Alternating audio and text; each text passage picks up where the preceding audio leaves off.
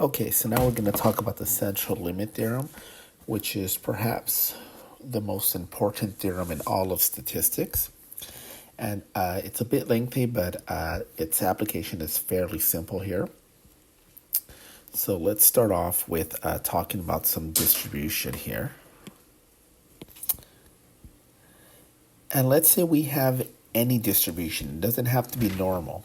And so let's say we have something like this top one that is skewed to the right here. And what we're going to do is we're just going to pick some samples. Let's go ahead and pick some samples of 5 in this case. So let's pretend that I go through and I pick a sample. And so from here, and let's say that it's a value of 1. Let's say we pick another one, and maybe that's like 17 or something. Another one might be something like, I don't know, 43. Let's say 64, and then maybe something like 68. So I pick 5 different samples from here. And rather than plotting these 5 guys, what we're going to do is we're going to go ahead and get an average of these guys. We're going to go ahead and get the average. And we're going to plot that. So whatever that average is, we'll go ahead and just plot it right here. And then we'll go ahead and do that all over again. We'll go ahead and we'll pick 5 more samples, get their average, and then we'll go ahead and plot that one somewhere here. And we'll keep doing this over and over and over, plotting a whole bunch of these different X bars. So these down here are going to be X bars here. And what we see is that the distribution ends up looking something that's somewhat normal. And this is not anticipated. We wouldn't expect this. We would probably think that it would resemble something that's more normal or more skewed, like the graph above that it actually came from. So let me put this up here. And so definition of the central limit theorem. And we'll just pause it there. So for sample means, if you keep drawing larger and larger samples, the sample means, which is X bars, form their own normal distribution where the mean remains the same, but the standard deviation goes towards sigma over radical n, denoted as sigma sub X bar. So what that's saying is that not only will this distribution look normal of the averages, but the means are going to be pretty much the same. They're going to be very, very close to one another. And here about the standard deviations, sigma X bar here,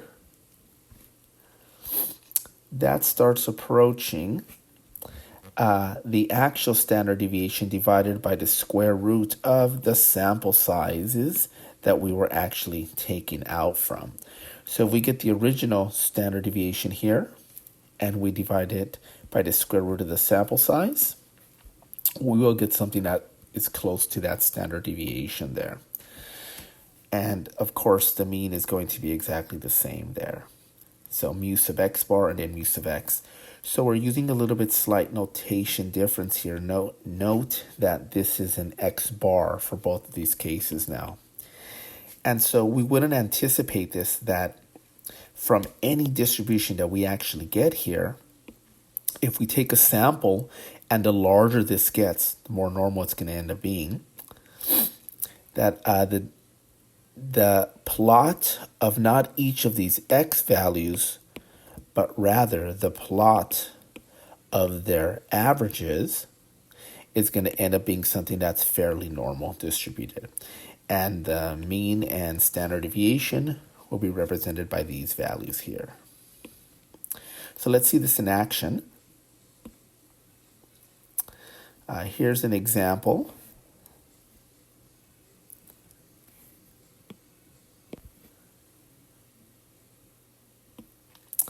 And let's go ahead and plot our normal distribution.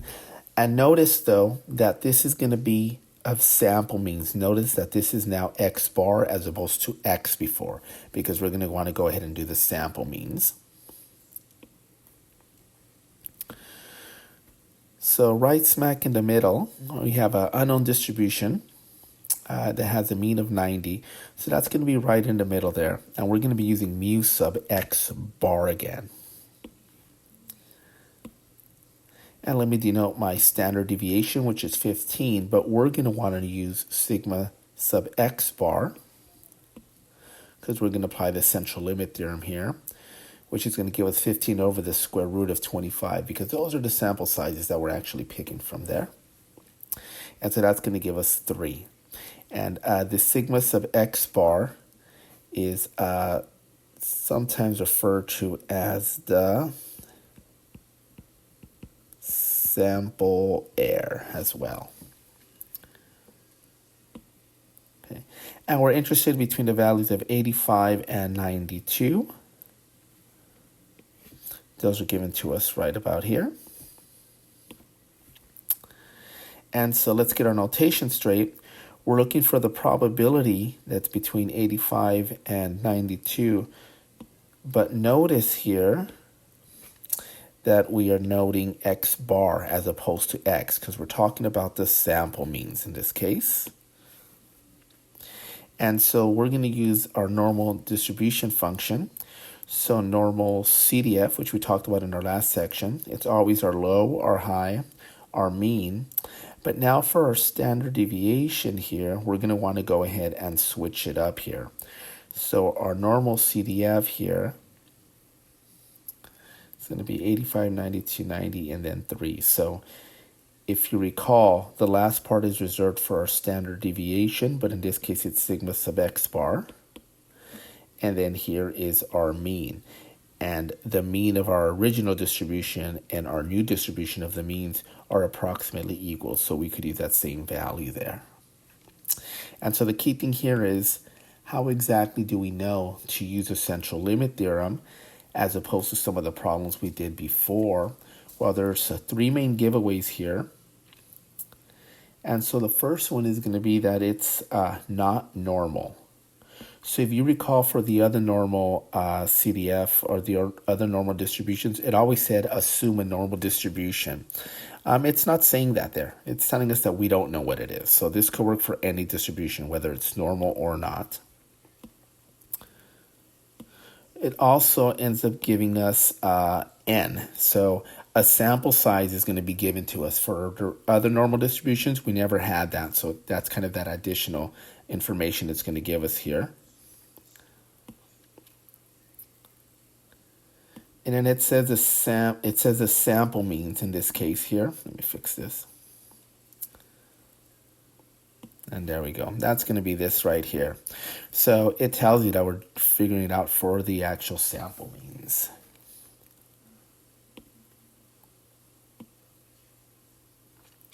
So that gives us approximately 0.69997. So again, the application is really going to just be this slight difference here. We're replacing sigma with sigma x bar. And these are the 3 criteria we should look for when doing that. Okay, let's try another example here. This is 615. And you could go ahead and pause it and give it a go. And here's the solution that a student worked out for me. There we go. Okay. And so here, let's look at our sigma sub x bar where that, and it's 0323 came from. So right about here, here's our sigma, and that comes from this calculation here. Okay, and notice this is a good worked out example. It has our distribution here. Notice that it's labeled x bar as opposed to x. We have our mean right in the middle. The values that we're shading in between here. So all of that is given there. And in our notation, when we're talking about our notations here, we're talking that x bar is between 2 and 3. So nicely done there. And here, the actual decimal value is plugged in. However, if you actually input this into there, you should get the same result as well. So either or, if you wanted to simplify a bit. Okay. And note that 2 and 3 are over 3 standard deviations away here. So this probability, when we plug it into our calculator, it ends up giving us 1. Or as we could see it right here, it gives us 1. And it's not exactly 1. It's going to be very, very close, but our calculator is actually rounding there. And you could see on the example, I actually put in that sigma sub x bar here exactly as a fraction without even working it out. And the directions, again, are second distribution, and you use the down arrow to go to the normal CDF. And it's always your lower, your upper, your mean, which is mu sub x bar, and then our standard deviation, which is sigma sub x bar as well. And that's what we call the standard error right here.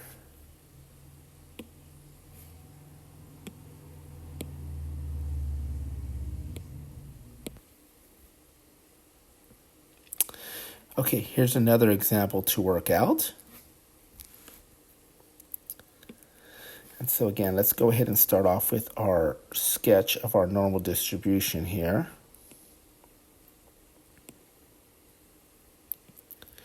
There we go. And in this case here, okay, so first off, we're going to go ahead and right in the middle, we're going to label this with mu, which is going to be 16 in this case. 16.00, and that's given to us right about here. So there's our mu value. And then what we also want is, let's go ahead and denote our sigma. Our sigma is going to be over here of 0.143. And again, that's given to us over here. And our sample size is going to be 34. So that means we're going to grab a sample of 34 here. We're not just doing one selection, we're doing 34 here. So our sigma sub x bar is going to equal to sigma over the square root of n, which is equal to 0.143 over the square root of 34 here.